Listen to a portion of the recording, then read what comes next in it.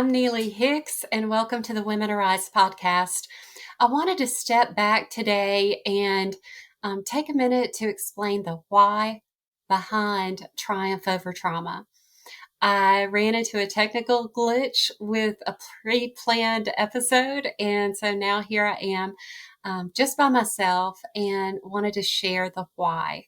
So when I was working with women in Eastern Democratic Republic of the Congo on the issue of rape and the stigma that followed being raped, it was eye-opening to me because I realized that in that moment, in that place, in that circumstance, the people who needed to be there the most for women who were raped were turning their backs on them.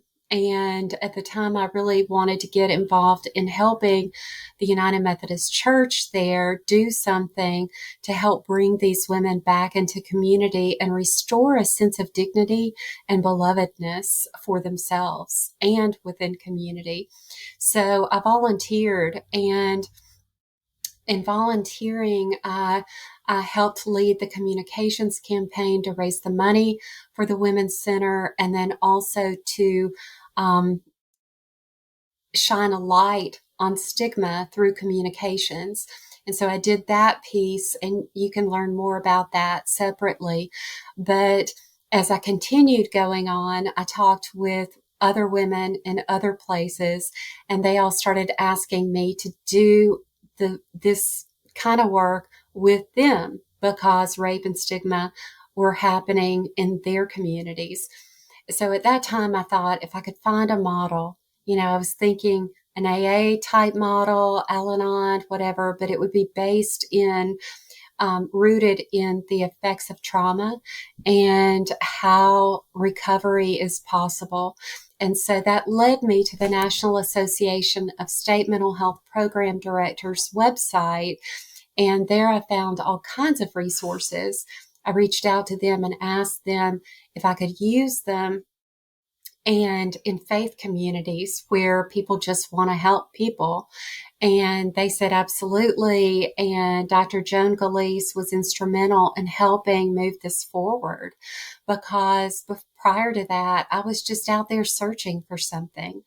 So Joan was really just so welcoming to the thought that the programs that they had developed for state-based facilities and institutions would be, available to anybody who wants to do this work in helping people understand the effects of trauma and some coping skills around trauma. So I think within me lies deeply this great expectation that people of faith are going to want to help humanity, right? Like that's a deep, idealistic view of people of faith because that's what drives me. Like, okay, I accepted Jesus into my heart. Okay, well, what does that mean? Okay, and my perception, it's if Jesus is living there, then my outward ability to love should be heightened and greatened and deepened. So I kind of take that presumption into anybody who is of faith, whether it's Christianity or Islam or Judaism, Buddhism, Hindu, whatever, that people who have this kind of higher level of sense of purpose that can come from faith in a God or gods, or even the oneness of being, and all of these different ways that I think these are people who are connecting with a deeper sense of self. So I wanted to be able to provide something to people who are driven to help others as a part and practice of their faith, to be able to do it well. Because I think a lot of times people who have hearts that want to help also don't always have the minds and the knowledge to help well. And we can feed the hungry, we can clothe the naked, we can um, shelter the homeless in whatever semblance that looks like, which America's crisis of homelessness, that is something that is challenging even the most well-meaning people right now because of the systems that were set into place on housing could be available to people more as a commodity than as a human right. So, anyway, this work has taken me down this path of, okay, so now we've got this curriculum. How do we get people trained to use the curriculum? How do we get people trained to become more aware of trauma-informed practices that can make a difference in our everyday life? So I see a lot of books on the market.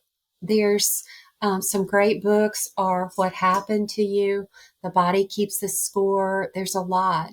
I think that different professions are incorporating trauma-informed care within their institutions, whether it's a health facility, a mental health facility.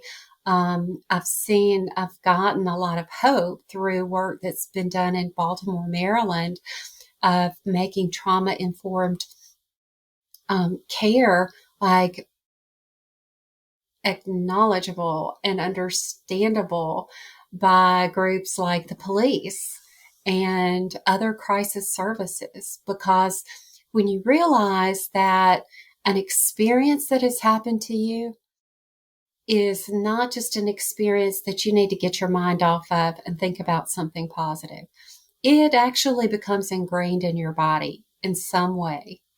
And we can start acting out of an experience in ways that might have been like previously, like never thought of. Like maybe you would never think about hitting somebody who comes too close to you. And then all of a sudden you find yourself doing it when somebody sneaks up. That's an automatic response. So, the scientists and researchers have found that trauma does impact our bodies. And so by bringing together this understanding of how it impacts the brain, then also how do we respond? How do we start to notice what a trauma reminder is in our own life, sometimes called triggers? How do we notice our own triggers? When we're triggered, how do we self-soothe? These are kind of fundamental questions that we need to be taking out into all of our relationships. When we recognize how we self-soothe, what the cost and benefit ratio is of that. Like, is there a great cost associated with the way that you're self-soothing to your health, to your wallet, whatever, to your social ability? Recognizing the cost sometimes can help us realize that, okay, there's some other ways to self-soothe that will not leave me with the hangover the morning after, or that will make me not feel really bad for what I just said to somebody. So, anyway, these are some of the things that are taught in TAMAR, which is the 7-week program that we're offering through TriumphOverTrauma.info. And in addition to that, I want to let you know, if you're listening to this podcast and you are someone who works in a psych unit, in a mental health facility, in a juvenile justice center, in a prison, a women's prison, a men's prison, like the full curriculum is available through the National Association of State Mental Health Program Directors website, specifically on their page for the Center for Innovation in Health Policy and Practice. So I want to point you to their site. I also want to point you to TriumphOverTrauma.info, where the first edition Done for Faith Communities is available free for download. You can download that, and then also know that we've got supplements available for people who are of different faith traditions. We have an Islamic supplement, Jewish, Christian, and we have a Native American context supplement. All of those you can find great insight through. So even if you don't belong to any one of those communities, reading the supplements is really helpful and insightful. I also just want to take this moment to put in a plug for a daily message of hope that comes through this program. You can subscribe by texting the word hope to 615-933-5387. That's 615-933-5387. We've got it also through the Telegram app. If you follow the Harper Hill bot, that's Harper Hill _BOT, then you can text the word hope to that bot, and it will start sending you a daily message of hope through the Telegram app. Coming up in 2023, we are going to have a youth curriculum, children's curriculum for deaf communities. We will also have our Spanish language edition coming out.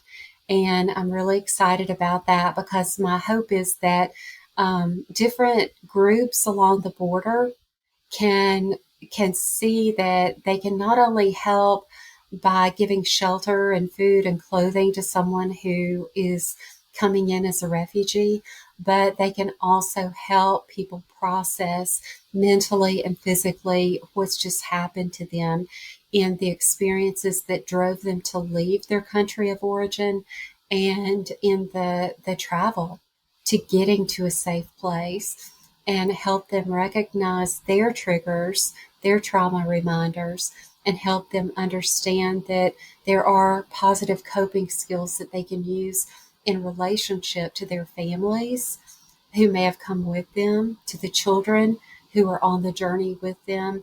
And the sooner we recognize the trauma, the effects of trauma, and learn positive self-soothing mechanisms, the more our brain can rewire so that we don't just simply find ourselves continually reacting, but instead we can respond to our inner self in positive ways and be loving and gracious. So I want to just take a moment now to close this short episode by giving you one of the breathing exercises that is found in Tamar. We know that from medical science that something happens when we're triggered, that we move out of our full wise mind, which contains the emotions and the rational mind expectations of thinking and processing and self-control. When we're triggered, when we have a trauma reminder, sometimes what happens is the frontal cortex gets kind of out of whack, my non-technical information or use, and then we are left with only the reminders, the memories, and the feelings, the emotions, and our automatic responses that come from the primitive mind. The automatic responses also can be that triggering of, I've been triggered, so now I'm going to fight somebody. I'm going to fight with words. I'm going to flee. So there's a lot to unpack there.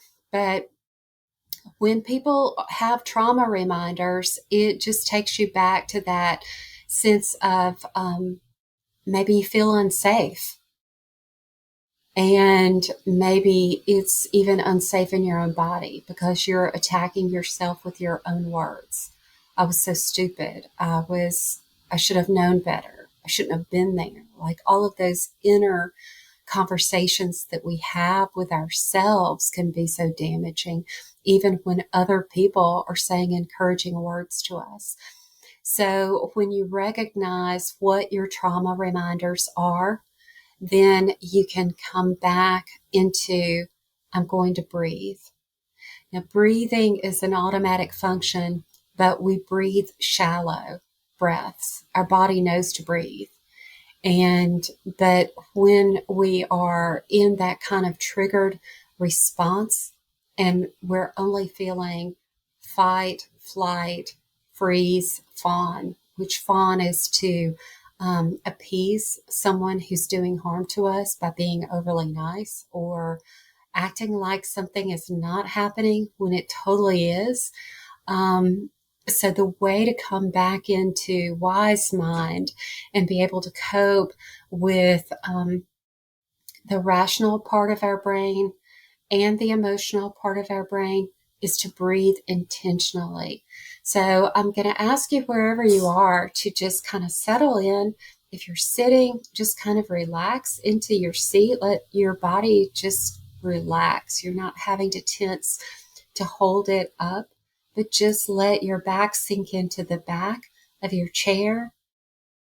Let your arms rest, palms laying in your lap, your feet resting on the floor. And take a moment to notice your breathing.